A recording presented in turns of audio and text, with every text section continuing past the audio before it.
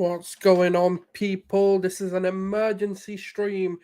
We have just been told that Jorginho of Chelsea is close to signing for Arsenal. Now, we're going to be discussing this transfer in a little bit more detail to understand what is the purpose of this signing and whether it would actually make any sense to sign him for the Arsenal whilst we're in a trophy hunt, whilst we're trying to hunt for the league.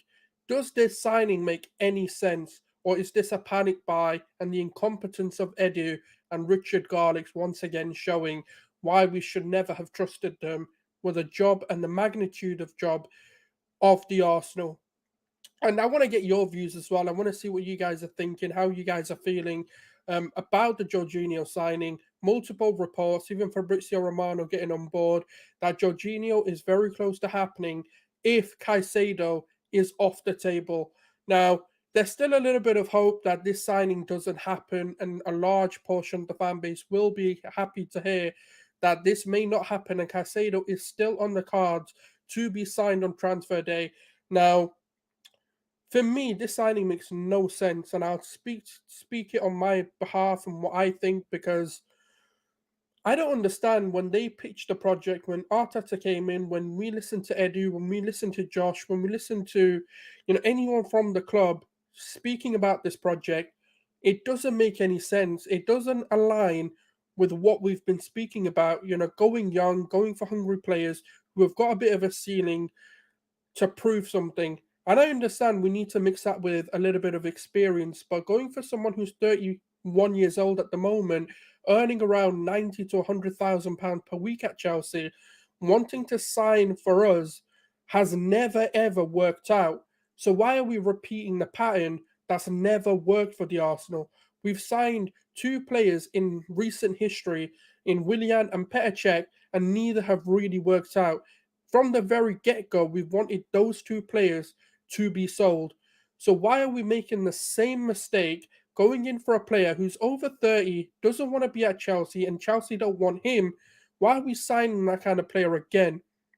That's the big question mark I have, in terms of this signing. Now, of course, we don't really know whether this signing is fully off or whether there's still a chance that Moses Caicedo can still be coming to the Arsenal. We've seen what he's done. He's made noise on on Instagram with his new agency. That typically does say to us that there's a signing coming. That this player is looking to make a move. When they sign with an agency that's known to be making big moves, that's what it typically simplifies to us. And it kind of shows the world that, yes, he's looking to move away from Brighton and maybe make that step up to a big Premier League club or maybe a big European club. We know what the South Americans are like. They love their Barcelonas. They love their Real Madrid. So it's going to be very difficult to see whether this signing happens on deadline day or whether this signing is not going to happen. Now, he made the noise. He spoke about, thanking Brighton and Tom Bloom for everything that they've done, for him, which indicates that the player's side is sorted, that we've got personal terms agreed, the player's ready to leave, and he's willing to go at a record fee. And Brighton are, sticking their heels in the ground and saying to us, unless there's a substantial change in fee, there's nothing that's going to change their stance on not selling him. Now, in my opinion, when a player's come out and openly said they don't want to be here and they want to make a move, you personally move that player on. Now, I'm not going to speak for Brighton fans. I'm not going to speak for Brighton, but to me, it doesn't make any sense. Once a player sort of hands in a transfer request, do you really want to risk having that player not be happy where he is and risking the fact that it could disrupt everything you're working towards? Because we've seen this happen before. We've seen many players who kick up a fuss, want to transfer, and it doesn't go their way. And they kick up a fuss and their season's ruined. Now, in Moses Caicedo's head, I understand why he's pushing for this move. Number one, he's on about £3,000 to £4,000 per week at Brighton. Coming from Ecuador, they're not really the richest or the most well-off people. They are in the hoods of the hoods. They're in slums really when they're growing up. So moving to an Arsenal, regardless of anything, he's going to earn life-changing money. He's going to become a multi-millionaire. He's from brand deals to what Arsenal will pay him to becoming one of the mainstays in a project that's moving forward. So I get it from the player's perspective. I understand why he's pushing so hard in wanting to join the Arsenal. Now, when we talk about, you know, the fee and everything, I can't really sit here and blame Edu, Richard Garlick for not getting this over the line. They've offered substantial amounts. They've gone in for a second bid and potentially even a third bid coming on its way, with £75 million. Now, that's an obscene amounts of money for a player who's played 26 professional games. When you look at it from that perspective, you've got to understand the club's reservations. Same with the likes of mykhaylo mudryk, when they weren't willing to pay a certain amount due to the number of professional games that player had played. And it looks like if this deal with Brighton for Moses Caicedo can't happen in January, they'll move their attentions to a Jorginho. Now, it doesn't seem that, sort of overwhelming. It doesn't seem like an exciting signing. But is it a signing that we could do with for 6 months to get us the league title? The answer for me is no. And there's multiple variables why I've looked into and seen with Jorginho that I don't believe he's the right man to bring in. One reason, I think his on-ball ability, I can see him doing what Partey does. But that's the same with Lokonga. I've seen Lokonga play those balls. I've seen Lokonga play passes that we sit there and think, you know what, he might be the guy to bring in. But it's all about the off-ball movement and what he does off the ball. Jorginho does not have what it takes to play the Partey role in this system. He is not good enough. He's not intelligent enough. The thing is, we sort of kind of become contradictory when we talk about Thomas Partey and how easy it is to replace him. People are going to sit there and say, just go buy this midfielder, not realizing what Thomas Partey does is very unique for this team. And yes, when I say it's unique, it's going to be hard to replace for a like for like, but you can get similar profiles of a Partey coming in and doing the job for us. Chelsea OG in the chat, man. Thank you for tuning in, lad. Big respect. Um, I, I mean, obviously you're a Chelsea fan, so you might have a better perspective. What do you think? Sinopi GG here saying he is still okay. J5.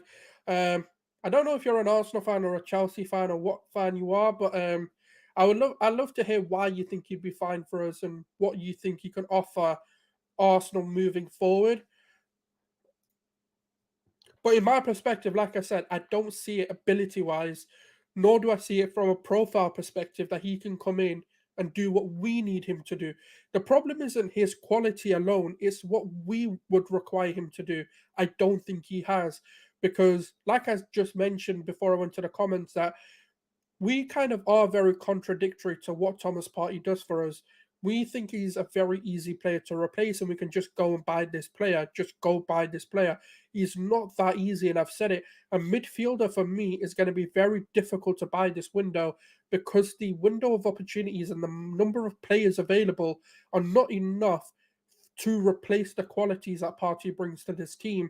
Now, a lot of people are going to sit there and say, what are we looking for? When we look at Thomas Partey, you've got to understand a lot of what he does is off the ball. Yes, he has the qualities on it, like the line breaking passes. He does drive into the attack and into the final third. He does link the defense and the attack very well. They're all on ball things that he does. But when you sort of look at off ball movement, Thomas Partey is different to the way he moves to many central defensive midfielders. Even if you were to tell me, let's take Rodri's different to Thomas Partey. And when we look at our midfield, it functions in a certain way. It functions in a very specific way to keep it balanced and to keep it working. You've got to understand, we've now alleviated Xhaka from doing a lot of his defensive responsibilities when we played the 4-2-3-1 before we created this system to pioneer and to help Granit Xhaka exceed as a footballer. What we'll be doing is moving backwards and making Granit Xhaka also have defensive responsibilities every time Jorginho plays, which is the problem we have when Lokonga plays as well, because the players are having to come back and do that job. Whereas when Thomas Partey is playing, you can leave him as a lone six to do the job and you know it'll get done. and he'll be able to progress the ball and find the likes of Xhaka, to find the likes of Odegaard, and to allow them to elevate their game and to become the players that we've seen them become. Um, Shogun here saying, "How do you see Jorginho fitting into our team? I really can't fathom it. Seems like a very expensive solution for someone to do the El Neni job, which is killing off the game in the last 15, 20 minutes." I will get onto that. And I kind of agree. I don't like the signing. Um, Chelsea will sign Casado for 80 million, in my opinion. That is the reason why they are pushing Ziyech and J5 and Gallagher out. It's a lot of money, but we need to close the big deals at some point. And that's the big thing, Lucas. Like, that's what I agree with. But I'm just going to get onto Shogun's point here. The problem is, right, he's not going to fit this system. He's going to fit it in a different way. We're going to have to adapt the way we play. It's the same kind of concept that I use with Kieran Tierney. We have to change the style of play when Kieran Tierney comes in. And this is what's going to happen with Jorginho. Jorginho is coming in to be a partey sort of replacement if he gets injured. That's the primary thing that we need to look at. It's not about, coming in for 15, 20 minutes. It's about the potential that Partey gets injured, and this is the player that's going to come in and step in to void the gap between now and up until the summer when we can potentially go get a Declan Rice. But my problem is bringing Jorginho in for a few games in a row is going to disrupt the way we play, disrupt the system we play in, because of what I've said is the press resistance within the off-ball movement. Now, when you look at someone like a Moses Caicedo, Caicedo has similar movement to what Thomas Partey does. Now, he's not the same, and he needs a lot of developing and a lot of coaching to become the player he needs to be to take over for Partey. But he's 21 and he can do that. Jorginho, for me, isn't a player he's a now player. You've got to be ready right now. You've not got time. You're 31. You're not going to be able to sit here, develop as a player. It's like the same thing that we said with Perisic. You can't teach an old dog new tricks. That's what's going to happen with Jorginho. Jorginho hasn't got the sort of urgency in his play to get that ball back, in my opinion. And he used to. But the problem is, when he was younger, is when I probably would have taken him. The 31-year-old Jorginho, I don't think is good enough for what we want right now to go for a title, because having to tweak that much of your system is going to be a jeopardy to what we need to do. Hence why I'd rather just go get Caicedo right now and spend 80 million, 90 million if we have to. Or if not, if we're bringing into a whole new midfield market, go get Enzo Fernandez. He is available. So for me, there's very, very much so options in the different tiers of midfielders that we look at. But the problem is we have, going on to Lucas's point, we don't close these big deals. And the problem is people are going to say, but we spent 50 million on Ben White, but we spent this much on this player. My problem is when you go to the upper echelons of the market, like your Mikel Mudryks, like your Vlahovic, like and now what we're looking at Moses Caicedo, when you're looking at those upper echelons of players, that's when Arsenal fall down. And that's when this board truly do not know what they're doing. It's their incompetencies come out and in full fruition for everyone to see. But the problem is, a lot of our fan base want to defend this rather than having a balanced argument and saying, do you know what? Eddie's done a brilliant job to get us to the point that he has. But where we need to go and the types of players we need to buy to move and elevate this project further, especially when you look at what Chelsea are doing, when you look at the likes of Man City will spend in the summer, when you look at Liverpool's potential takeover, United's potential takeover, look at Newcastle and what they're going to be doing. The problem that we have is we're now competing in a market which is very saturated, and it's got big time players who have been there, who know how to bully these smaller teams, and that's the problem I have. We need to at some point sit there and go, this strategy that we have needs to change. We can't keep falling out. We can't keep missing out and falling short on our evaluations of these players. Maybe we've just got it wrong. Maybe we've miscalculated the market we're buying into, because it happens sometimes. You can't just sit here buying a house in Manchester expecting the same prices, and like going to London and expecting Manchester prices. You're not going to have that. You're working with a ridiculously high market in London, but in Manchester, you may find that house for 100,000, 200,000 pounds, whereas with that same kind of house in London would cost you 400. So it's about making your expectations real, and maybe you miscalculated the market you're looking into, and that's the problem. Maybe look, we don't have to sit here and say Moses Caicedo's worth it. We don't have to sit here and say even Enzo Fernandez is worth it. We can say many clubs have ruined the market. But the problem is, we're no longer in the market that players cost £10 million.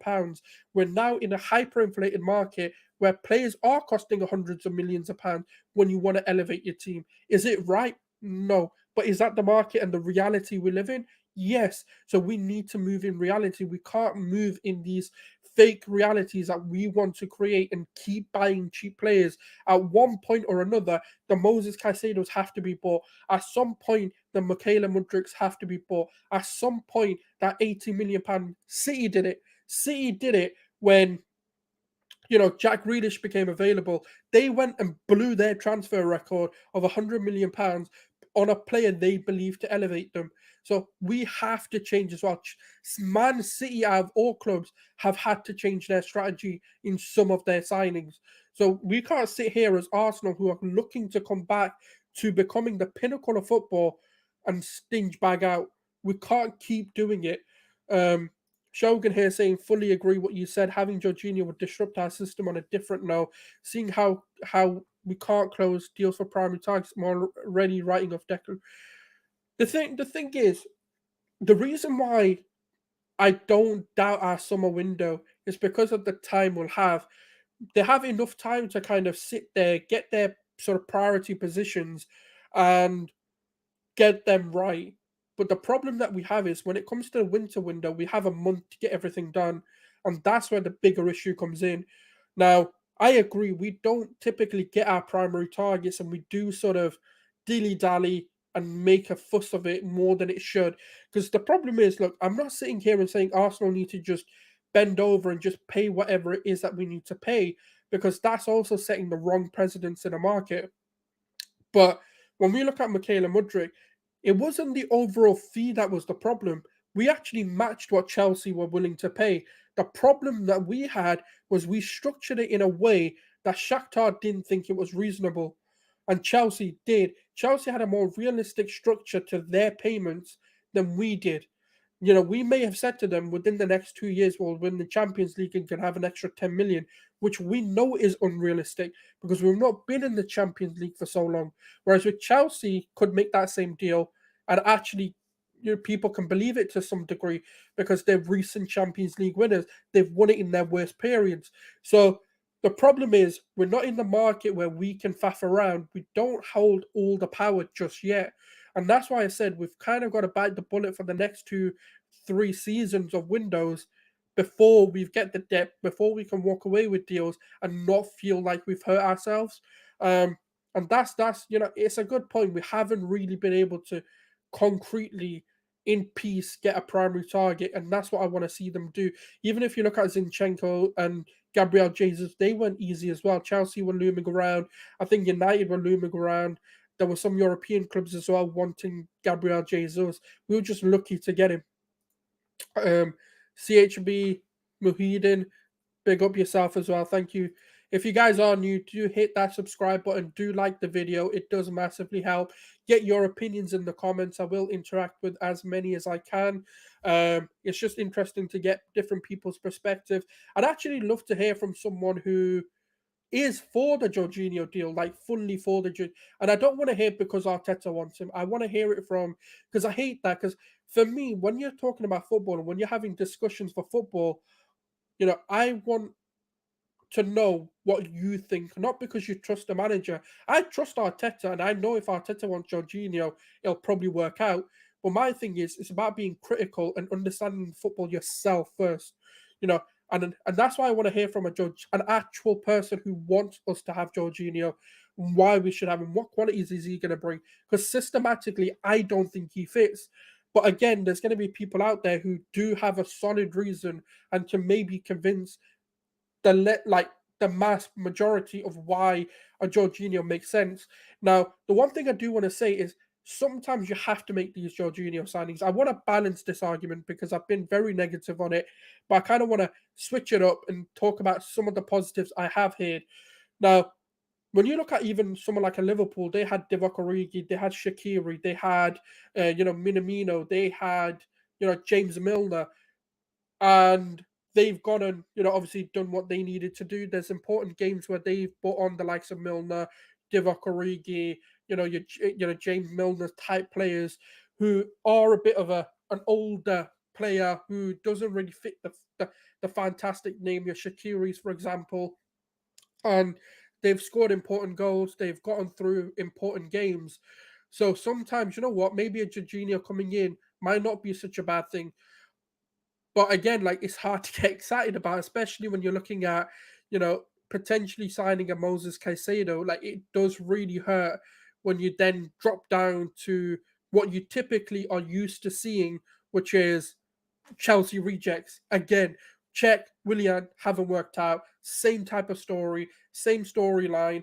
The only problem is we're a lot better now. So we don't even have to make the signing. Um, Shogun saying Zinchenko and Jesus both second choice to Licha, to Martinez and Vlahovic. You're right on that as well, actually. Uh, but I can't believe it. Caicedo to Jorginho is the best chance we have of winning the Premier League. Why are we not signing Caicedo, Jorginho off the ball? He is terrible. No, you're right. And that's my problem with it. I just don't think he has the on-ball movement, or sorry, off-ball movement to match a Thomas Partey. So it makes zero sense to me. I don't understand the strategy, especially my main concern is like when you hear what they've told us to believe, young, up and coming, high ceiling, hungry players.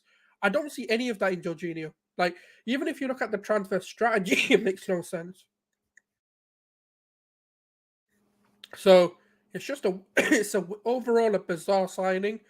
It kind of just reeks of what a lot of people have been saying, which is Edu and Richard Garlick go for the options that are easiest to sign, easiest to negotiate, fit into their price bracket, and they don't actually have to do any work. Um, so it's disappointing because for me, if Jorginho was ever an option that Arteta wanted, why didn't we go in for him a lot earlier than we did? Why did it take the last 2 days of the transfer window to finally get linked to him? That's my concern. This reeks of panic. This reeks of we need to get someone in the door. This just reeks of clear, unidentifiable. We don't have a plan. It's simple as that. And the thing is, a lot of people on Twitter today have been defending Edu, have been defending Richard Garlick. You can't defend this. There is no rational argument you can make to defend what Edu and Richard Garlick have done this window. Two players, two key targets that you wanted, and you flopped them both. So I don't want to hear people defending them unless they've got a valid excuse, not because, oh, but they've done this in the past. No, I'm talking about what they're doing now. Like even in the past, I don't think they negotiate any deal to be very well or fair enough business there. um if Jorginho was a free transfer on top of another midfielder, I would be fine with this. But only Jorginho doesn't improve us. He doesn't do anything for us. For me, if Thomas Partey gets injured, I'm still in the same boat. I'm still worried because for me, what Jorginho's going to offer us in that sixth role is the same as what Nakonga offers us right now. The only difference is Nakonga's at least younger, so there's a room to improve there. But my problem is that we've got someone who can do what Jorginho's doing. Someone who's like Nakonga, as bad as he is, can play a good ball. He has got a very good pass on him. But the problem is he's not in the right place. He hasn't got the urgency. He hasn't got the pace to get around. That's what's going to be the downfall. And everything I criticize Lokonga for, I'm going to be criticizing Jorginho for. So my problem is if I'm already doing it with the player we have, and he's been here for 18 months and still hasn't understood the system, what is Jorginho going to do? I'm going to still complain about the same things. So that's my issue. Like, primarily, he doesn't fit. I just don't see his profile fitting unless we make a lot of adjustments. And that's another problem. I don't want us changing our system. There's enough players out there that can keep the system the same and still, you know, and we can still relish in the system. Shogun saying, why don't we go for someone like Amrabat if you're putting down Amrabat Unahi? And Unahi is another one who went for 10 to 15 million in League On, who could have done a job for us, who could have been a project player, quite young. I think he's 22, 23, if I'm not mistaken. Could have done a party-esque role and would have cost a lot less. Ibrahim Bamba is another name that's being touted around, another project DM. That's the kinds of signings we should be making. Now, I get it, when you're in a league title race, you kind of want someone to come in and solidify that and go, if Thomas Partey's injured, I ain't worried.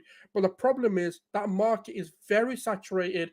It's very hard to be in that market unless you're willing to pay over the odds. There's not very much players who are going to sit there, not necessarily improve you, but at least maintain the levels if someone gets injured.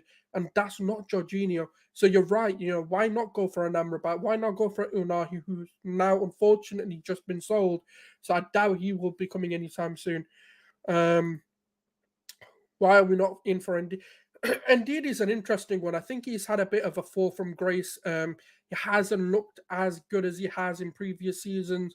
Now, there can be many factors to that. I mean, Leicester haven't looked anywhere near their scintillating best. And James Maddison being injured, Tillemans being in and out of the team, that also doesn't help. So it is an interesting one. I mean, it's difficult to kind of say why we don't go in for certain players. Indeed, it would be a closure. I still don't think he's quite the right profile, in my opinion. He's a destroyer. He would destroy a lot of midfield play, but that's not necessarily exactly what we'd be looking for as a Partey replacement. Like, the reason why I'm happy with Caicedo and Ndidi, you know what it is, you're right. Ndidi is a little bit like Declan Rice, but with lesser attacking qualities.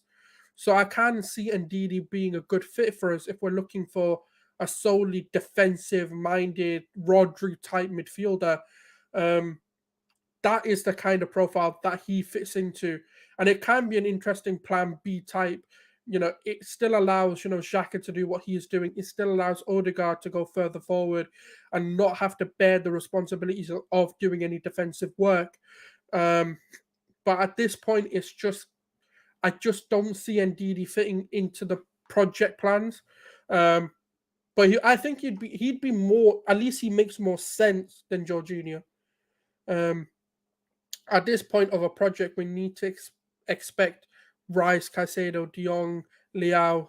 I can never pronounce it. So Kavara, Sheila, whatever it is, to push to another level. There is no reason we can't. Do you know what it is, right? And this is the point I've been making, Lucas, for a very long time. Is we're at that point where we actually don't need to sign 5 players at every window. We actually only need to sign like maybe 2, 3 signings, maybe. So if we're looking at 150 million between 2 to 3 signings, that's at least 75 to 50 million each, right? So even if you go, do you know what? Let's just go get 2 top quality signings. If we, let's say, for example, out of that list, we go for a midfield and one of the attackers, that's going to cost us around 150 million pounds, which is what we typically spend in our summer window. Why not bring that forward? Go get yourself a Caicedo, for example, for about 70 to 75 million. Go get yourself a Liao or Kavara for, again, 75 to 80 million. It's a bit over your budget, but you can maybe sell someone, to bridge the 10 million pound gap, and you'll be perfectly fine. So I don't know why they're not doing it. I don't understand why we're being so cheap for every player. We're not at a stage where we need to, because let's say, for example, we bring a Liao in. Liao can firstly start for us. Eddie Nketiah can come onto the bench. We still have Gabriel Jesus. And also, when we're looking at it, future-proofing ourselves, we've got Champions League football where they are going to get a handful of minutes. They're going to get enough opportunities to prove themselves. So it's not a case of now we're playing Europa League football. No, we're playing Champions League football next season. Regardless of whether we win the league or not, we are playing Champions League football. So why not go for it? Why not just go and get the strength in depth rather than just buying any old person just because we need someone? We're not that desperate. We need to understand about future-proofing and not falling back into the same traps we've seen ourselves in. We got rid of William. We had to get rid of Aubameyang. We needed to get rid of Ozil, Petr Cech. All of the there was a lot of players we needed to get off our books. 18 players had to leave to get this project to where it is. Why are we going to fall back into the same trap? I understand it's one player, two players, but it starts to add up and it becomes too easy, and they'll fall back into the same patterns that we've seen them fall into many, many times before. We can win the league, but we don't have a midfielders look at to drop off if Partey gets injured, and we are done if Lokonga.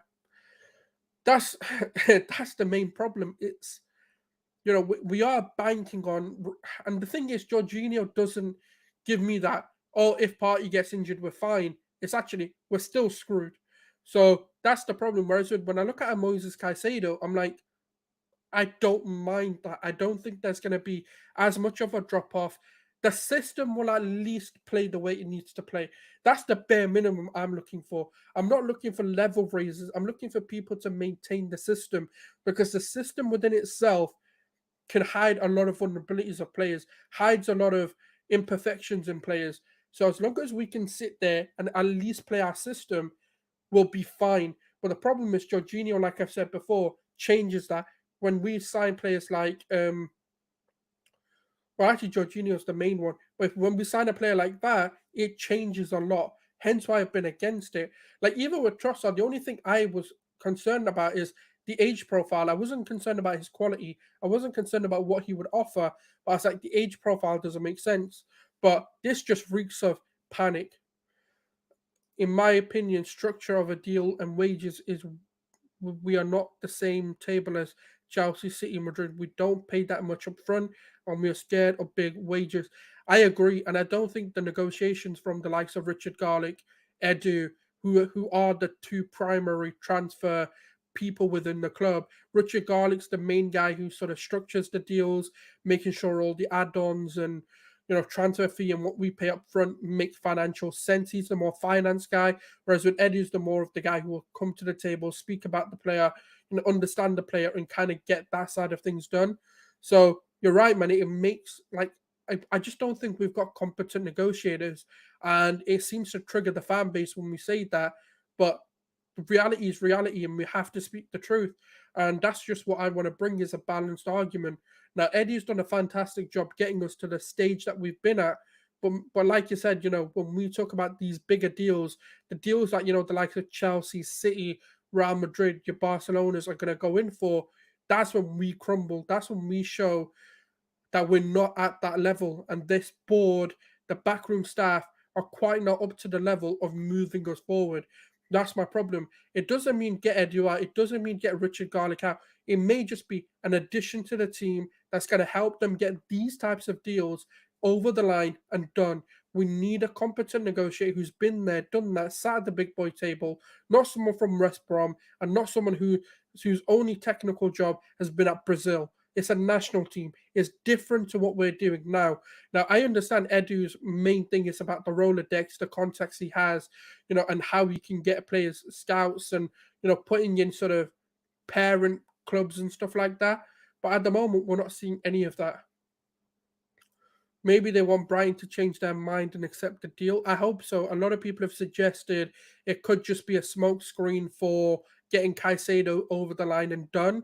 I hope that's the truth, and I hope that's the case. But indications are the Jorginho deal is actually very close to happening. Now, it's a positive. I know people are going to hate hearing that. It may just be a positive, like you said, when we sort of talk about it being completely a smokescreen to getting the Caicedo deal. Maybe Brighton are like, crap, we may just lose out on such a big amount of money for a player that isn't even worth it right now. And all it takes is an ACL to destroy your career. So, and the Premier League, look, I'm not hoping that happens. I'm not condoning that. But we know the Premier League's physical. We know the Premier League is a tough league to be in. So anything can happen at absolutely any point. So Caicedo's looking out for his future, and that's why he kicks up a fuss. He did what he needed to do. I think people are going to give Caicedo stick for what he did, but he's looking at it from a life-changing perspective. Brighton, on the other hand, are trying to hold on to a player that doesn't really want to be there. So I think Arsenal changed strategy and gone, okay, we'll just move away. We'll go for Jorginho or try and go for a player that's more than likely obtainable and just force Brighton's hand to accept their deal. That is a smart strategy if they do it. Now, I've gone in on Edu and Richard Garlic, but if they pull the Casado deal off by bringing Jorginho as a smokescreen, they've changed. They're now showing that actually they might be more competent than we've given them credit for. My problem is I haven't seen that yet. I ain't seen that in any one of the deals that we've made. We have not made it easy for ourselves. Even when you look at the Ramsdale deal, the only deal we've managed to get for slightly cheaper was only cheaper about like 4 million, 5 million. But credit to them, at least they got 5 million off the price. So it's difficult. It's hard to kind of know how to take what's going on. I mean, we can all lose our heads like I have done today. I've completely had a head loss moments, but it's it's tough. I don't know what to say that's gonna kind of brighten the mood up a little bit, but we have no ambition. Look at Chelsea; they're 10th and more ambition than Arsenal, who want to win the league. I mean, the problem is that they're in two different stages. We're in a position where we're now pushing on to win the league, but they're in a position they need to recruit, they need to fix the mess they find themselves in. But you're right, it is more ambition. They've kind of just thrown the money at things. To a degree, we need to do that because this is an opportunity of a lifetime for us. Like a lot of people, were either too young or don't remember the last time we won a league title, despite it being in 2004. Um, Obviously, invincible, etc. But a lot of us didn't understand the importance. Like myself, I didn't understand the importance of the invincible until I got older because I was too young. I was about 8, 9 at the time. No, was I? No, I was about 6 at the time, 7 at the time. So it's difficult to kind of comprehend the last time we won the league and really understand the ramifications of that. But this time we finally get an opportunity, and they seem to want to go for players that might do the job, and it's just not good enough for me. Um, Romano said Chelsea won 15 to 20 million. Arsenal will decide what to do now. We have more targets, apparently. I hope so. I mean, that's what obviously is coming out in terms of rumours, in terms of what we're being told from the likes of Fabrizio Romano, from the likes of Chris Wheatley. Even Ben Jacobs has had a few things to say during the day. Um, I think the only sort of shining light is that Amadou Onana is one of the options as well, which to me makes a lot of sense to go in for someone like that. Everton are in a state that they might be needing to sell. They're looking for new investors for the project of their stadium.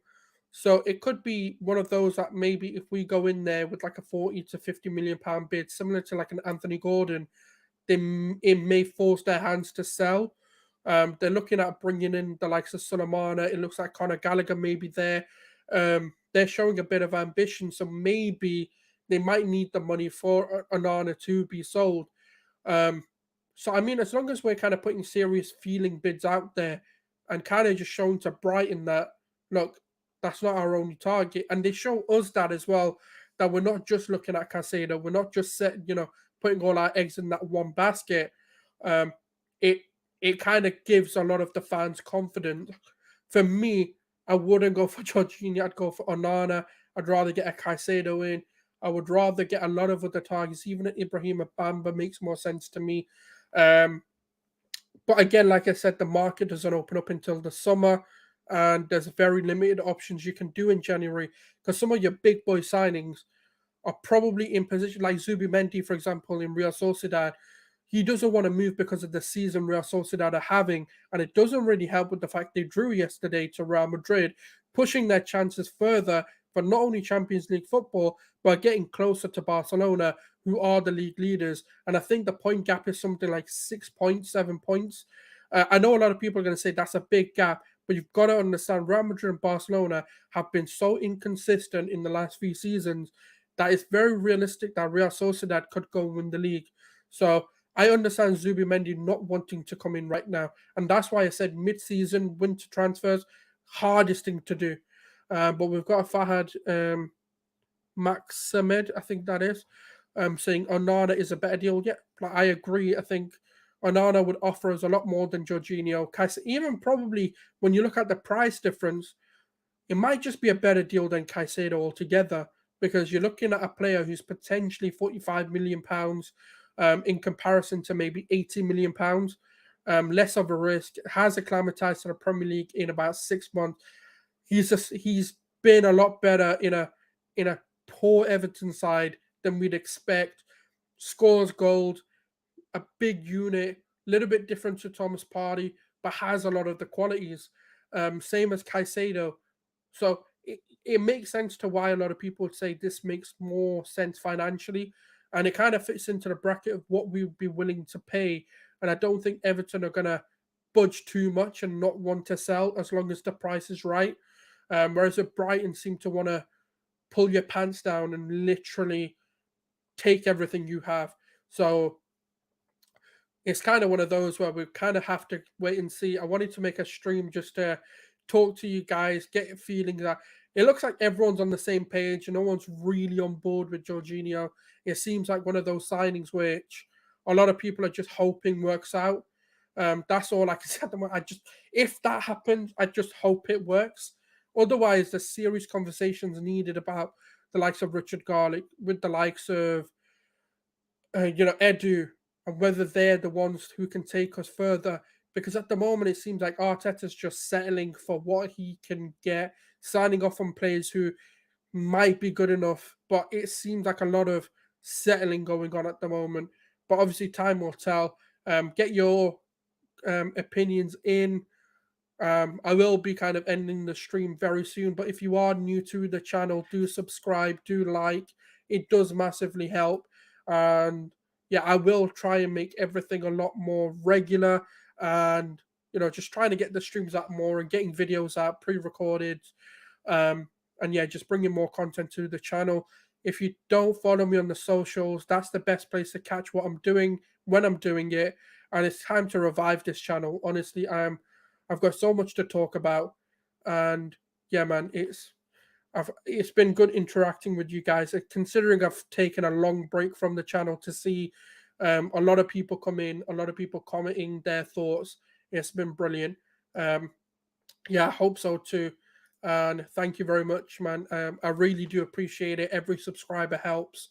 And yeah, it's just as long as people are interacting, as long as people are talking, that's all that matters. Whether you've got one person in here or you've got 10, it's about interactions, having good conversations. And yeah, it's like what you're gonna find is I am critical and I can be fair, but I can also be extremely positive when needed. That's just what you're going to find with myself. It depends on the mood. It depends on how I feel in the moment. Today was a bit of a downer stream in some cases, but there's still a day to go. Nothing's done. The shirt hasn't been held up. So who knows? I truly do believe this is a smoke screen for something bigger to come. And I don't think we need to read into it too much. Let's just have a good night's sleep, and yeah, let's just go for it. Come on, Arsenal, do not let us down and just do what's right. Thank you very much, people, for following, for subscribing, liking, and commenting on these videos. It does massively, massively help. And it's been a good stream considering the circumstances. And thank you very much, everyone. Take care. God bless. Peace.